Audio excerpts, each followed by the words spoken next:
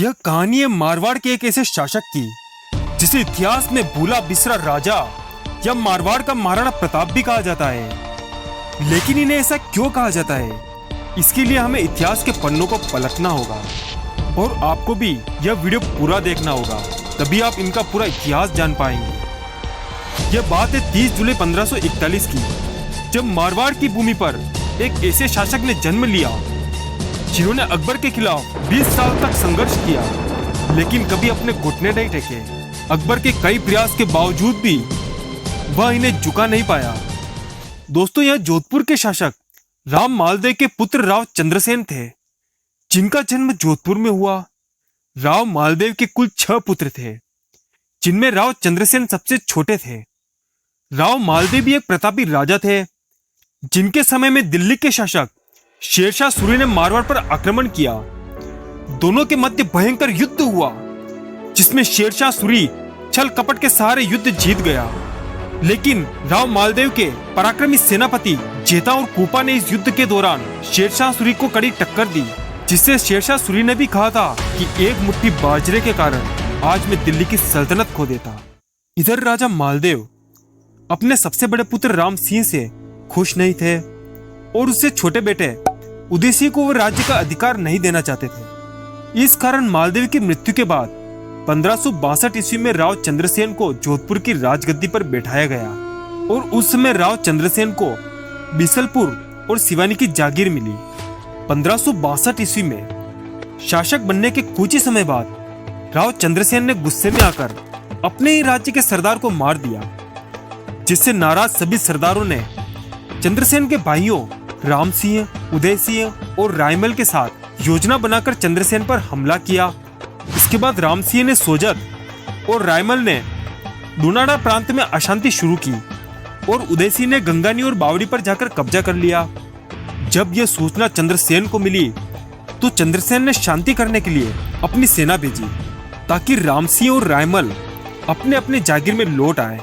लेकिन उदय सिंह ने लोहावट नामक जगह पर राव चंद्रसेन के खिलाफ युद्ध किया, जिसमें राव चंद्रसेन विजय रहे और उदय सिंह इस युद्ध से घायल हो गए। बाद में यही युद्ध लोहावट के युद्ध के नाम से जाना जाने लगा। 1563 ईस्वी में राव चंद्रसेन और उदय सिंह के बीच नाडोल नामक स्थान पर फिर से युद्ध हुआ, लेकिन फिर भी उदय सिंह को असफलता हाथ लगी और एक बार फिर चंद्रसेन जीत गए। अब राव चंद्रसेन से 2 बार युद्ध हारने के बाद उदय सिंह सम्राट अकबर के पास चला गया और राव चंद्रसेन के नाराज भाइयों राम सिंह, उदय सिंह और रायमल के साथ आपसी कलह के कारण अकबर को जोधपुर पर हमला करने का मौका मिल गया। अकबर ने जल्द ही हुसैन कुली खान के नेतृत्व में एक सेना भेजी, जिसने जोधपुर पर कब्जा कर लिया।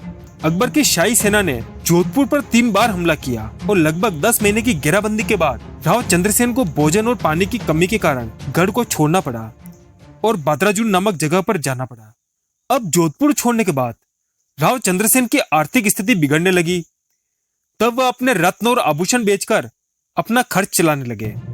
कुछ समय बाद मुगल सेना ने बादराजुन पर भी आक्रमण कर दिया, जहां राव चंद्रसेन रहते थे। इस आक्रमण के दौरान राव चंद्रसेन बादराजुन छोड़कर शिवाना की तरफ चले गए। 1572 ईस्वी में एक तरफ जहां गुजरात में विद्रोह फैला हुआ था, वहीं दूसरी तरफ महाराणा प्रताप के राजा बनने पर मेवाड़ में भी आक्रमण होने का खतरा पैदा हो गया था। इधर अकबर ने 1573 ईस्वी में फिर से राव चंद्रसेन को अपने अधीन करने के लिए सेना भेजी। यह सेना सोजत में चंद्रसेन के भतीजे कल्ला को हराते हुए शिवाना पहुंची। वहां चंद्रसेन ने उनका मुकाबला किया और पहाड़ों पर चढ़कर छापामार नीति से उन्हें टक्कर दी, जिसमें पत्ता राठौड़ और चंद्रसेन की वीरता के कारण उनके भाई रायसिंह ने अकबर से और सेना की सहायता मांगी। इस दौरान अकबर ने एक और बड़ी सेना भेजी, जिससे चंद्रसेन पहाड़ों में चले गए। लेकिन मुगल सेना ने उनका पीछा किया, लेकिन फिर भी सेना चंद्रसेन को पकड़ने में सफल नहीं हो पाई।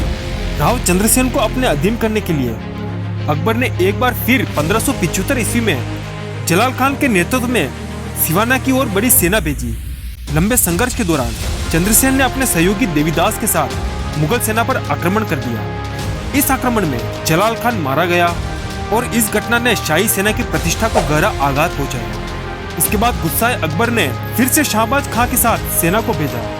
देवकोर और दुनाड़ा पर कब्जा करके सिवाना को घेर लिया। भोजन समाप्त हो गया। सिवाना किले के पहरेदारों को किला छोड़ना पड़ा। इस प्रकार 1575 ईस्वी में सिवाना के किले पर अकबर का अधिकार हो गया। 4 महीने की घेराबंदी के बाद रावल हर्राय ने चंद्रसेन के सामने प्रस्ताव रखा कि मुझे 1 लाख फरीदे के बदले में पोखरण दे दो। जोधपुर पर कब्जा करने के बाद 1 लाख फरीदे लौटाकर पोखरण मुझसे वापस ले लेना। आर्थिक स्थिति कमजोर होने के कारण चंद्रसेन ने इस प्रस्ताव को स्वीकार कर लिया और जनवरी 1576 ईस्वी में पोखरण भाटियों को दे दिया। अब पोखरण भी हाथ से निकल गया, लेकिन फिर भी राव चंद्रसेन हताश नहीं हुए। करीब 1.5 साल तक सिरोही, डूंगरपुर और बांसवाड़ा में रहने के बाद 1579 ईस्वी में चंद्रसेन ने सरवाड़ के मुगल थाने को लूट लिया और इसे अपने कब्जे में ले लिया। इसके बाद उन्होंने अजमेर प्रांत पर भी छापा मारना शुरू कर दिया। यह समाचार मिलने पर अकबर ने फिर से एक बड़ी सेना भेजी। 1580 ईस्वी में राव चंद्रसेन ने इस सेना का सामना किया, पर वह असफल रहे और उन्हें फिर से पहाड़ियों पर लौटना पड़ा। कुछ दिनों बाद चंद्रसेन ने सेना को पुनः संगठित किया और 7 जुलाई 1580 को सोजत पर हमला कर दिया। सोजत पर चंद्रसेन का अधिकार हो गया। 11 जनवरी 1581 ईस्वी को वहीं पर उनकी मृत्यु हो गई। जोधपुर राज्य की प्रसिद्धि के अनुसार चंद्रसेन के एक सामंती ने धोखा दे दिया और भोजन में जहर मिला दिया, जिससे उनकी मृत्यु हो गई। दोस्तों, राव चंद्रसेन ने आजीवन पहाड़ों और गुफाओं में रहना स्वीकार किया, लेकिन कभी अकबर की गुलामी स्वीकार नहीं की। आजीवन संघर्ष किया, लेकिन अपना सिर नहीं झुकाया। इसीलिए इन्हें मारवाड़ का महाराणा प्रताप कहा जाता है और इतने संघर्ष के बावजूद भी इतिहास में इनके नाम को बुला दिया गया है। इसलिए इन्हें भूला बिसरा राजा भी कहा जाता है। दोस्तों, आशा करता हूँ कि आपको वीडियो अच्छी लगी होगी।